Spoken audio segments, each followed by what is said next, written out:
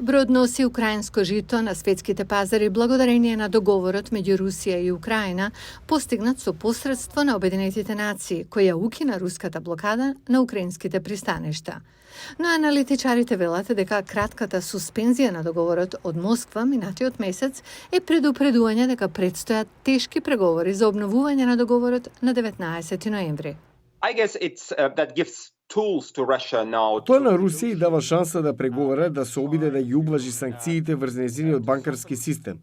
Тоа е главниот напор на Русија сега, да ги ублажи санкциите. Турскиот председател Реджеп Тајип Ердоган доби меѓународна пофалба за помошта во посредување во договорот за жито и за помошта Русија да се врати во него минатиот месец.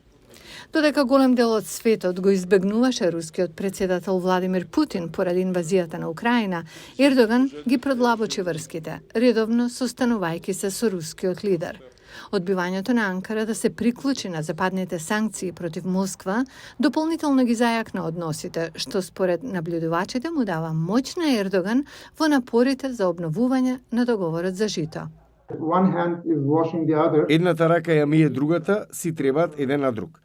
Ова е политичка соработка со цел да ја задржат моќта во нивните земји. Тајип Ердоган дефинитивно има голем интерес договорот за жито да продолжи и Путин му прави остапки или гестови со што Ердоган станува посилен во внатрешната политика.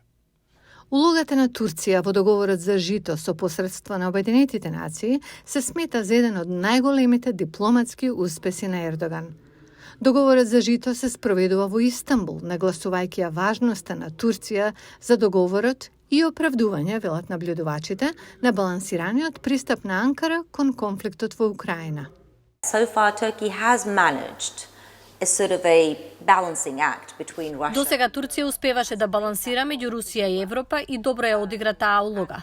Тоа важи за незината улога во договорот за жито и преговорите меѓу украинците и русите, иако знаеме дека тоа не стигна никаде. Но сепак нели, успеа да ја искористи таа позиција, тоа посредување, таа моќ, фактот дека може да зборува и со Путин, но и со европејците и американците, како членка на НАТО.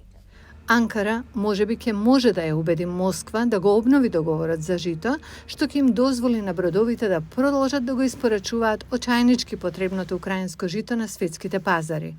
Експертите велат дека тоа ќе биде и клучен тест за напорите на Турција да покаже балансиран пристап кон Русија.